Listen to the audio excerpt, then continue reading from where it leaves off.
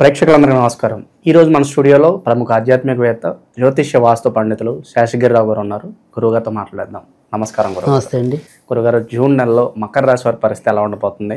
గ్రహస్థితి బట్టి వీళ్ళు ఎలాంటి జాగ్రత్తలు తీసుకోవాలి గురుగారు? తప్పకుండా మకర రాశి వారికి కూడా ఈ నెల ఎక్కువ శాతం అయితే కనుక మంచి ఫలితాలు అనేవి చెప్పుకోవచ్చు. ఇంచుమించుగా 72% మంచి ఫలితాలు ఉంటాయి, ఒక 28% తక్కువ ఫలితాలు ఉన్నాయి. కానీ మిగతా గ్రహస్థితి అంతా కూడా ప్రస్తుతం అయితే సానుకూలకంగా ఉంది. ముఖ్యంగా తృతీయంలో శని సంచారం అనేది చాలా మంచి ఫలితాలు ఇవ్వటం అనేది అయితే ఉంటుంది.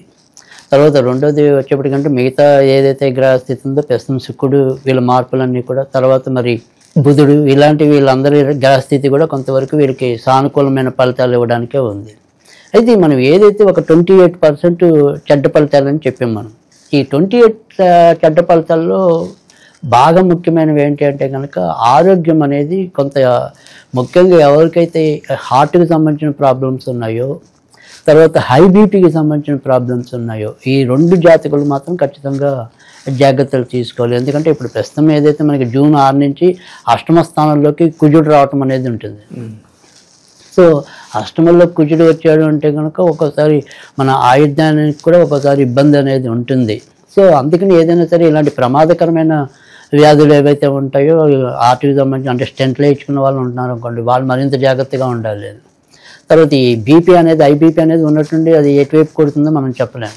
సో అందుకని ఆ రకంగా కూడా ఖచ్చితంగా జాగ్రత్త తీసుకోవాలి. కనుక ఈ రెండు ఆరోగ్య సమస్యలు ఉన్నవారు మరింత జాగ్రత్తలు తీసుకోవాల్సిన అవసరం అయితే కనుక ఖచ్చితంగా ఉంటుంది మనకి మకర రాశి వారికి ఈ నెలలో. తర్వాత ఇక ఏదైనప్పటికీ కూడా ఇంకా మిగతా విషయాలు, అంటే ఇప్పుడు చేసే వృత్తి ఉద్యోగాల్లో అయితే ఖచ్చితంగా గౌరవ మర్యాదలు పెరగటం అనేది, ప్రమోషన్స్ రావటం అనేది జరుగుతుంది. తర్వాత షేర్ మార్కెట్ స్పెక్యులేషన్స్ కొంతవరకు యోగ్యదాయకంగానే ఉండటం అనేది ఉంటుంది. తర్వాత ముఖ్యంగా బ్యాంకింగ్ రంగంలో ఉన్నవారికి, ఫైనాన్సింగ్ రంగంలో ఉన్నవారికి మేలు జరగడానికి ఉంది. ఎందుకంటే లాభాధిపతి అష్టమంలో ఉన్నాడు కాబట్టి మనకి బయట విజయం పొందడానికి కూడా ఉంటుంది. తర్వాత రెండోది ఏంటంటే ఏదైనా సరే ఇప్పుడు అంటే ఇవాళ డౌరీస్ తీసుకోవటం, అంటే కట్నాలు ఇచ్చిపుచ్చుకోవటాలు అనేది ఓకే తగ్గిపోయింది. కానీ బట్ భర్త అయినా భార్య అయినా సరే కొంతవరకు, అంటే మనం కట్నం ప్రత్యేకంగా తీసుకోకపోయినా కానుకల రూపంలో ఏ విధంగా అయినా సరే ఒక అందే అవకాశం వీరికి ఉంది ఈ నెలలో. సో ఆడపిల్లి వారు మగ పిల్లల వారికి ఏదైనా ఆనందంగా గొలుసులు బహుకరించడం అనుకోండి, లేదా అమ్మాయికి మనం ఏదైనా సరే ఉంగరాలు, వాగ్దానాలు ఇలాంటివి పెట్టడం అనుకోండి, అంటే ఏదైనప్పటికీ కూడా ఆభరణాల పరంగా అనుకోండి, ఇతర అనుకోండి, కానుకలు వచ్చే అవకాశాలు అయితే ఉన్నాయి. సో మకర రాశి వారికి సో ఆ రకంగా కూడా కొంతవరకు మేలు జరగడానికి అయితే ఉంది. తర్వాత ఇప్పుడు ప్రస్తుతం ఏదైతే చతుర్థంలో శుక్రుడు యొక్క సంచారం అనేది ఒకటి, తర్వాత వచ్చేప్పటికి జూన్ చివరిలో 29వ తారీఖు వచ్చేప్పటికి పంచమంలోకి శుక్రుడు రావటం అనేది ఒకటి. ఈ రెండింటి శుక్రుడికి కొంతవరకు ఇవి మంచి రాసులుగా మనం చెప్పాల్సి ఉంటుంది. కనుక ఇప్పుడు ఏమైనా సరే ఇల్లులు కానీ భూములు కానీ, ఇప్పుడు ప్రస్తుతం అయితే జూన్ 29 దాకా వీరు ఏదైనా సరే అలాంటివి కొనుక్కోవాలంటే కనుక సాధ్యం అవుతుంది. ఇల్లులు కొనాలన్నా, భూములు కొనాలన్నా, ఉన్నవి అభివృద్ధి చెందించాలన్నా, తర్వాత చతుర్థ చక్ర వాహనాలు కొనుక్కోవాలన్నా అలాంటివి ఖచ్చితంగా సాధ్యమయ్యే పరిస్థితి కూడా ఈ నెలలో వీరికి ఎక్కువగానే కనిపిస్తుంది. తర్వాత ఎప్పుడైతే కొద్దిగా జూన్ 29 నుంచి ఇంచుమించుగా ఒక నెల, అక్కడి నుంచి కొంత వీరి నడవడికల్లో కొంతవరకు జాగ్రత్తగా ఉండాలి. అంటే ఆడవాళ్ళ ఆకర్షణ కానీ, లేదా ఆడవాళ్ళకి మగవాళ్ళ ఆకర్షణ కానీ, తర్వాత ఒకసారి సంతానం కూడా తప్పటడుగులు వేయడానికి కానీ అలాంటి అవకాశాలు బయట మనం చూస్తాం గురుగారు. ఇల్లీగల్ రిలేషన్స్ అనేవి చాలా ఎక్కువైపోతున్నాయి. సో దీనివల్ల చాలా వరకు వైవాహిక జీవితంలో ఇబ్బందులు వచ్చే అవకాశాలు కనిపిస్తున్నాయి. అలాంటి గ్రహస్థితి ఉందంటారా వీళ్ళకి? రైట్. అదే ఇప్పుడు మనకి ఏదైనా సరే మకర రాశి అందులో వచ్చిన ఇబ్బంది ఏంటంటే కనుక వీళ్ళు చేప కింద నీరులాగా చేసేస్తుంటారు ఏ పనైనా సరే. అంటే వీళ్ళు మనం పట్టుకోవడం కూడా కష్టం. ఎందుకంటే సమాజంలో ఎక్కడా కూడా వీరి యొక్క వెనక ప్రవర్తన ఏంటి అనేది అంత తొందరగా అవతల వాళ్ళకి తెలిపే స్థితిలో ఉండరు. సో బట్ చేప కిందలో వాళ్ళు ఏదైనా సంబంధం పెట్టుకోవాలన్నా సో అలాంటివి అయితే జరిగిపోతూ ఉంటాయి, గుట్టు చప్పుడు కాకుండా అంటాం మనం. సో కొన్ని రాసులు వాళ్ళు ఉన్నారు అంటే కనుక వాళ్ళు ఇద్దరితో ఉన్నా వాళ్ళు గొప్ప కోసం నేను 100 మందితో ఉన్నానంట.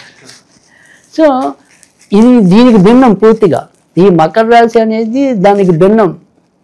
అది 100 మంది ఉన్నా కూడా ఎక్కడా కూడా ఒక్క పేరు కూడా బయటకు రాకుండా, అంటే మనం ఏమంటాం sir, pre planned murder, pre planned అని కొన్ని వింటూ ఉంటాం పదాలు మనం.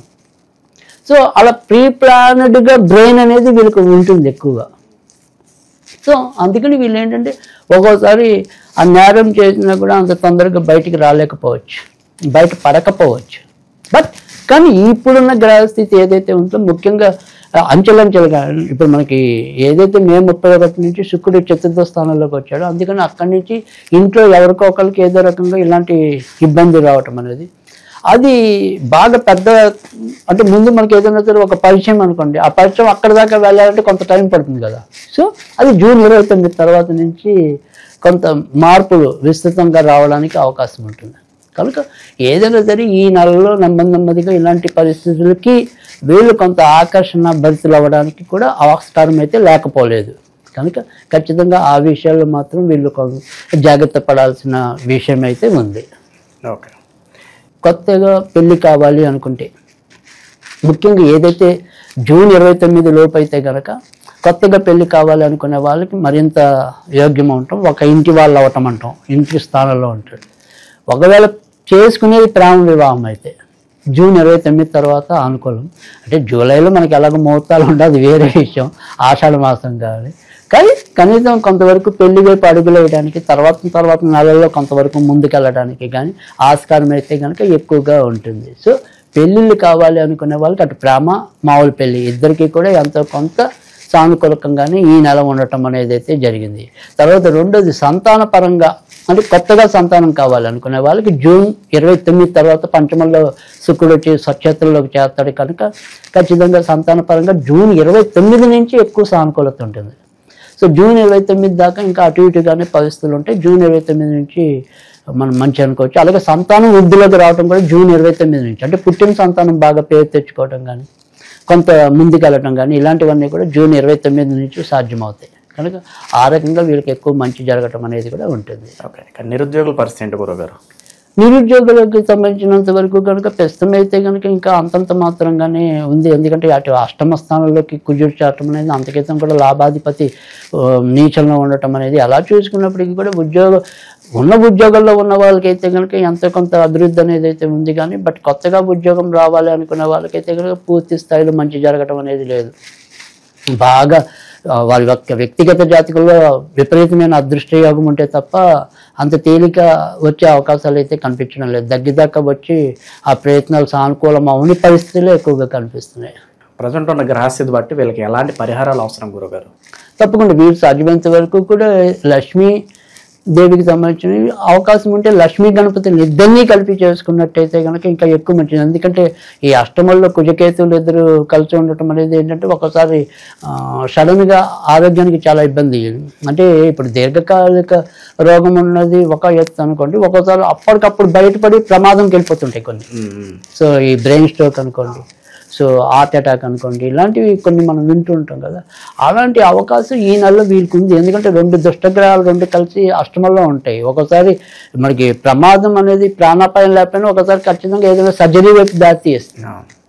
సో ఇది పూర్తి స్థాయి ఆరోగ్యానికి మంచి పరిస్థితి అయితే కాదు. సో అందుకని లక్ష్మీ గణపతులు ఇద్దరిని చేరిస్తే మరింత మంచి ఫలితాలు రావడానికి ఉంటుంది. కనుక అలా ఏదైనా సరే ఓం శ్రీం గం గణపతియే నమ. శ్రీం ఏమో లక్ష్మికి సంబంధించిన బీజం, గమ్ అనేది గణపతికి బీజం. ఓం శ్రీం గం లక్ష్మీ గణపతియే నమ. ఓం శ్రీం గం లక్ష్మీ గణపతియే నమ. ఓం శ్రీం గం లక్ష్మీ గణపతియే నమ. ఇది చేతనైనంత సార్లు చదువుకుంటే సరిపోతుంది. అలాగే లక్ష్మీ గణపతికి సంబంధించిన స్తోత్రాలు చదువుకోవాలనుకుంటే చదువుకోవటం అనేది ఒక పద్ధతి. సో ఒకవేళ ఇలాంటివి ఏమీ కాకపోతే మనం ఎప్పుడు ఇచ్చేది ఏదైనా సరే ఒక స్విచ్ వర్డ్ అనేది ఏదైతే ఉంటుందో అది లోటస్. సో లోటస్ అనేది వీలైన సార్లు చదువుకుంటే కనుక మంచి ఫలితాలు రావటం అనేది అయితే ఉంటుంది. జూన్ నెలలో మకర రాశి వాళ్ళందరూ కూడా ఏ విధంగా ఉంటుంది, ఎలాంటి జాగ్రత్తలు తీసుకోవాలి, చాలా బాగా వివరించారు. ధన్యవాదాలు.